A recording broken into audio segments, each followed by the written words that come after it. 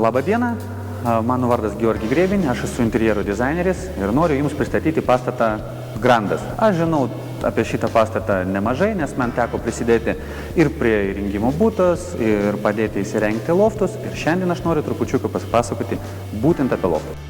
Kas yra loftai? Loftas kaip stilius atsiranda 1940 metais New York'e.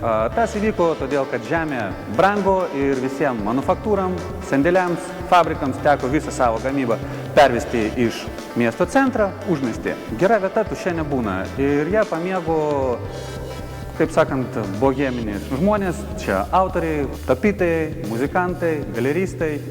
Labai per 10 metų loftai tapo labai didelė kaip mada ar prabanga. Puikus pavyzdys istorijoje yra Andy Warhol.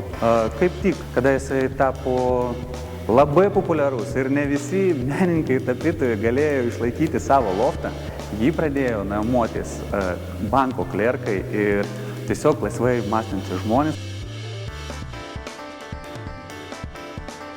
Lofto yra tokie bruožai, kad turi būti orumas, turi būti daug apšvietimo. Visa erdvė turi matytis pilnai.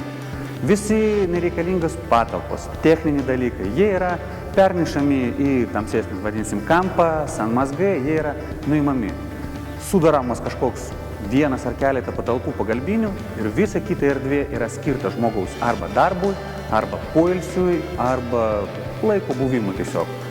Kaip jisai suformuoja. Galima pasakyti, kad loftas turi būti būtinai gyvenamoji erdvė? Ne.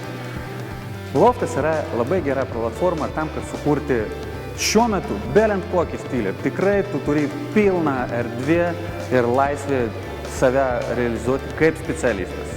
Būtų tu specialistas ar klasikinio stilių, ar šiuolaikinio stilių. Taip, yra tam tikros atributikos. Pagrinde yra atributika dideli langai, kaip mes matom čia šitam lofte.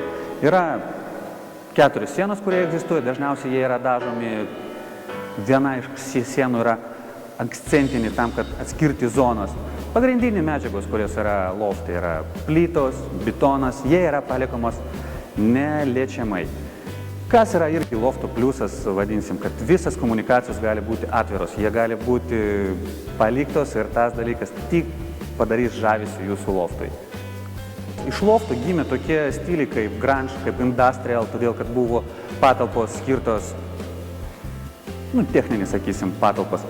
O dabar loftas yra labai puikiai platforma, kur galima sukurti eklektišką stilių, kur tu gali surinkti ir seną, ir naują. Yra keletą pagrindinių taisyklių, kaip įsirengti loftą. Lofte yra tokie dalykai, kad sienos turi būti laisvas, tiesiog, kad būtų visas judėjimas aplink. Visas minkšta zona, valgomąją zoną, miegamą yra bazuojami kaip arčiau centro, kad grinai palikti tą erdvės jausmą. Antras dalykas, kas yra su tekstūrom. Loftas šiaip galima daryti ir preciziškas tekstūras, bet tas sugadins visą supratimą apie loftą. Loftai pagrinde yra specialiai padarytos grubios tekstūros, tikrai paliktas kažkokia tai betono tekstūra, gali būti plyto tekstūra, visas, kaip aš ir sakiau, komunikacijos išneštas, kas specialiai parodys grinai industrinį tą jo pradinį esmę lofto. Vadinsim, tu gali pastatyti ir seną raritetinį kažkokį tai baldą, ir ultramodernį baldą. Tikrai nėra kažkokių tai super didelių taisyklių, kaip tą pasidaryti. Loftas atrodo ir su didelėms paveikslais. Loftas gerai atrodo ir su reprodukcijoms, ir su fotokolažais.